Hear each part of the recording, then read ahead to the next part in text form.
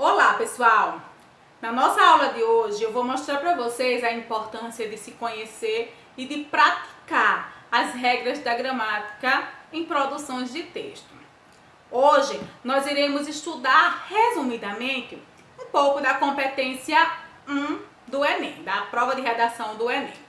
Como vocês sabem, a competência 1 avalia o domínio da modalidade de escrita formal da língua portuguesa, considerando os níveis que contemplam tanto o léxico e a gramática, quanto a fluidez da leitura, a qual pode ser prejudicada ou valorizada por uma construção sintática ruim ou boa.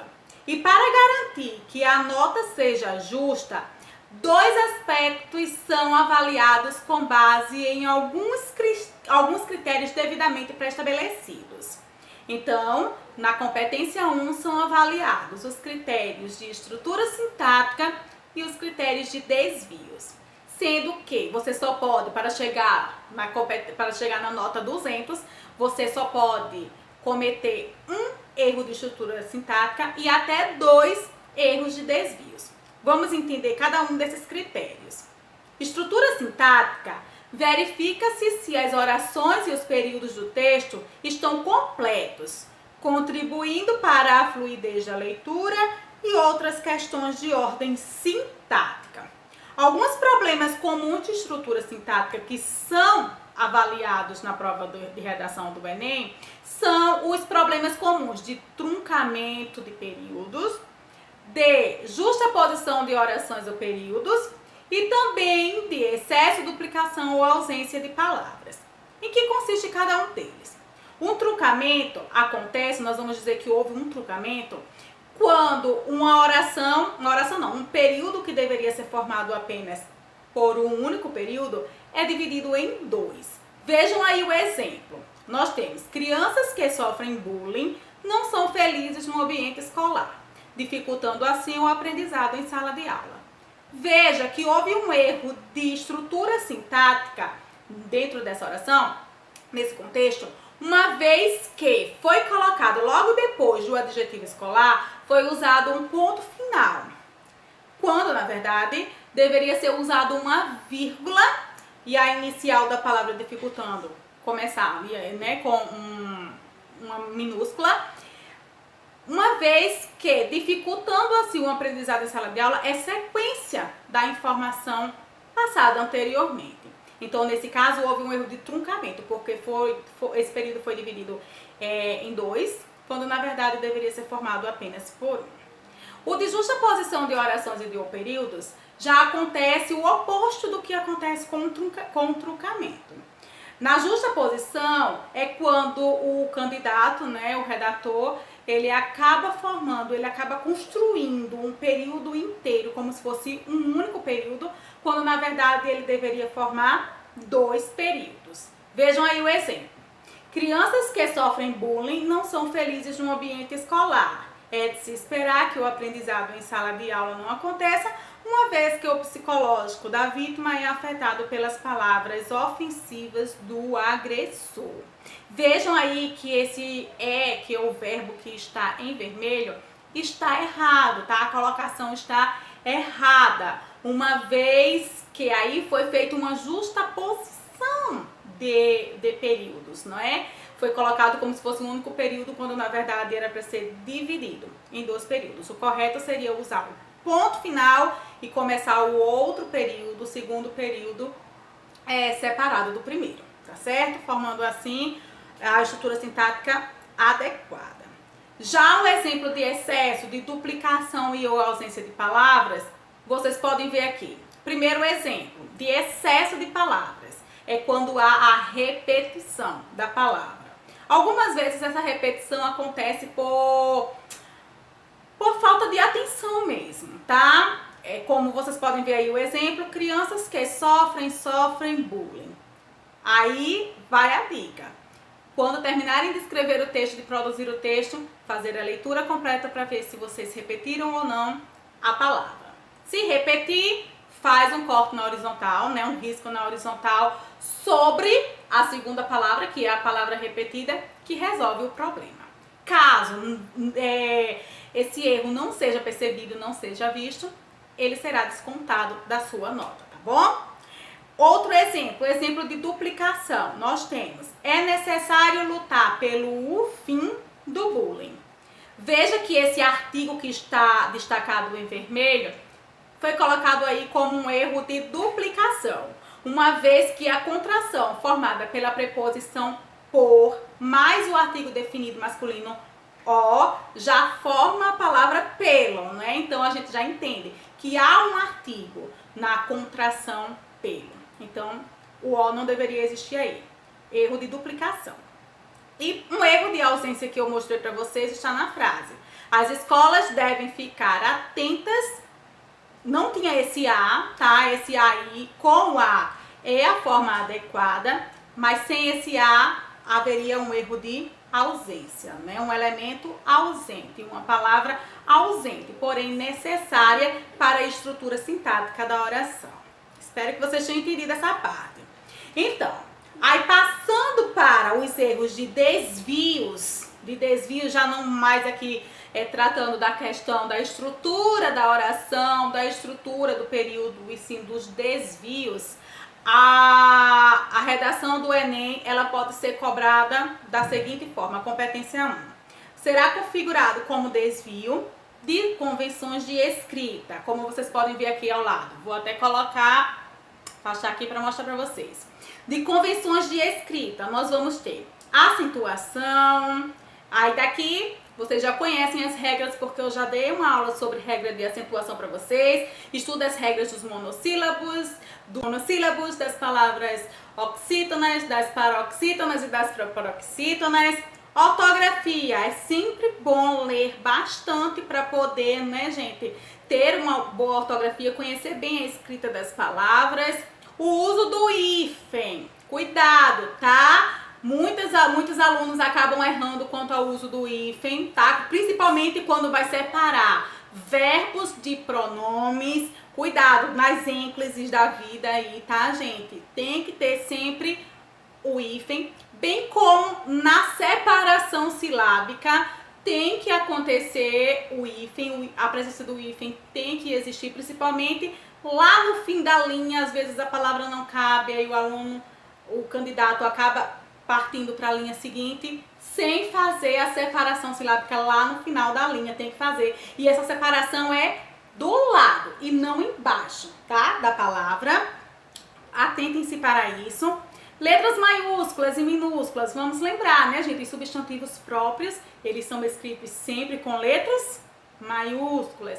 Os substantivos comuns, simples, minúsculas. Essas regras aí são básicas. E a separação silábica, translineação, como eu já falei para vocês, né? Saída de uma linha para outra linha, tem que estar sempre atento a isso também. Já os desvios gramaticais são de ordem de regência, né? Se o verbo pede ou não a presença de uma preposição, a mesma coisa o nome, que é a regência nominal, a regência verbal. Essas questões, vocês que já estão na terceira série, terceiro ano do ensino médio, vocês já têm conhecimento melhor da questão da regência. Erros de concordância, desvios de concordância, concordância verbal, concordância nominal, tudo isso tem que estar em mente, tá, gente? Sujeito concordando, verbo concordando com sujeito, substantivo concordando com artigo e assim por diante. Erros de pontuação, desvios de pontuação também acabam acarretando perda de pontos, tá, gente, nessa competência. Então, vamos ficar atentos quanto ao uso da vírgula, quanto ao uso do ponto final. Lembrando que esse erro de pontuação, ele pode ser colocado como um erro de desvio ou então como um erro de estrutura sintática, se por acaso influenciar na quebra da estrutura sintática, será como estrutura sintática. Se for um erro de pontuação, porque a pontuação foi usada inadequadamente mesmo, para o contexto, aí vai como um erro de pontuação, aí é um desvio, tá bom? Paralelismo sintático, que eu vou mostrar para vocês bem explicadinho daqui a pouco, e emprego de pronomes e crase. Tem que estar sempre atento a isso. Aí, partindo aqui para um exemplo de paralelismo sintático, só para que vocês não fiquem sem o exemplo, o paralelismo sintático, ele confere ao texto clareza. É aquela leitura harmônica, é o que faz com que a leitura seja harmônica.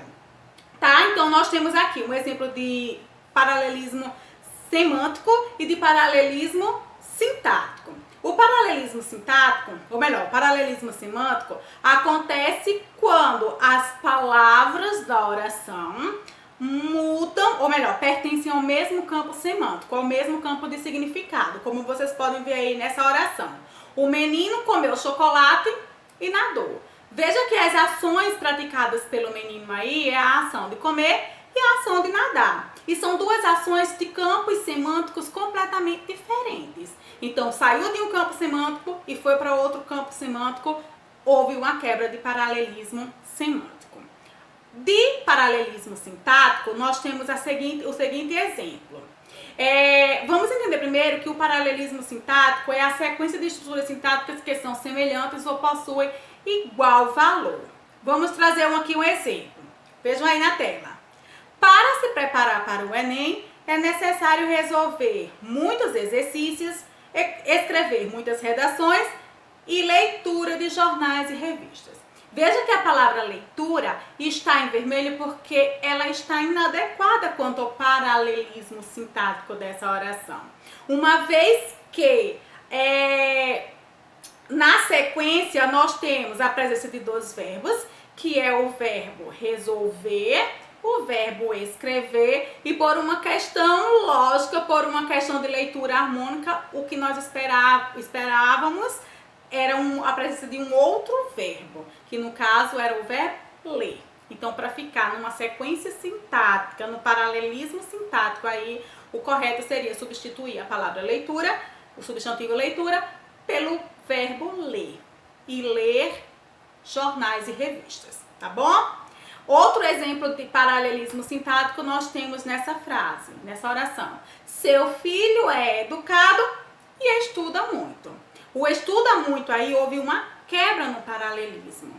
Uma vez que a primeira informação que foi passada sobre o filho foi um adjetivo. Então, o que deveria seguir esse adjetivo, já que foi separado pela conjunção, deveria ser um outro adjetivo. Então, nesse caso, o correto deveria ser: seu filho é educado e estudioso. E, por fim, nós temos uma terceira oração aí, que é um exemplo também de paralelismo sintático, só que essa oração que eu vou colocar aqui para vocês, ela está correta quanto à estrutura do paralelismo sintático. Nós temos: o simulado será de terça a sexta, das 8 às 12. Vejam que as palavras que estão em azul estão corretas. Na primeira, nós temos será de terça a sexta. Como a preposição de não é acompanhada de artigo, porque ela é uma preposição enxuta, né? De. Então, a preposição que vem depois da palavra terça também não pode ser com crase, tá? Porque a crase configura a existência da preposição a mais o artigo a. Então, aqui a estrutura está correta. E já das 8 horas às 12 horas, esse as está com crase porque a contração das é formada pela preposição de mais o artigo definido as. Então, contraiu, juntou, né? Contraiu, formou a contração das. Sendo assim, o as também tem que ser com crase, já que vai ser a existência de a mais as, tá bom? Então, nesse caso, a estrutura sintática está corretíssima. É um pouquinho mais complicado, mas é o que se exige, tá, gente? E por último, mais uma vez voltando aqui a imagem para vocês, por último, pode configurar desvio também, de escolha de registro, usando informalidade, marcas da oralidade, quando a gente usa esse né, e aí, evitar esses vícios, tá, gente, de linguagem. E também desvios de escolha vocabular, que são as escolhas lexicais imprecisas. Aí, para quem já estudou lá no primeiro ano, na primeira série, quem já estudou a questão dos parônimos, né, que são aquelas palavras parecidas e com significados completamente diferentes. Ter cuidado com isso. Eu até tenho um exemplo aqui que eu posso colocar assim, deixa eu ver, eu não trouxe o papel para cá, que eu tinha colocado, né? Mas vocês escolherem a palavra correta, sabendo o significado que aquela palavra tem para o contexto, tá bom? Então essa foi a nossa aula de hoje, gente. Tchau, até lá!